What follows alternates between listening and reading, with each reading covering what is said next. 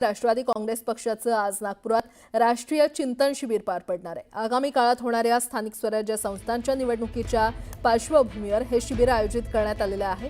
राष्ट्रवादी काँग्रेसमध्ये झालेल्या फुटीनंतर ही पहिलीच राष्ट्रीय बैठक असल्याने या शिबिराला महत्त्व प्राप्त झाले। महायुतीचा घटक पक्ष असलेल्या राष्ट्रवादीचं शिबिर मुख्यमंत्र्यांच्या शहरात होत असलेल्या या शिबिराला राजकीय महत्त्व प्राप्त झाले।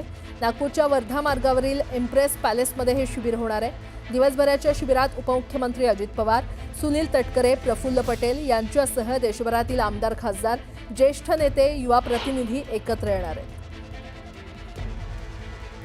तर राष्ट्रवादी काँग्रेस पक्षाचं आज नागपुरात राष्ट्रीय चिंतन शिबिर पार पडणार आहे।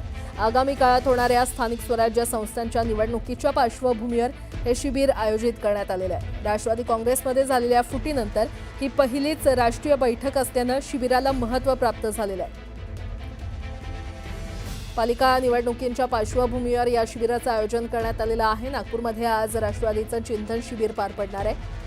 आगामी निवडणुकांसाठी एनसीपीची आता मोर्चे बांधणी सुरू झाली आहे।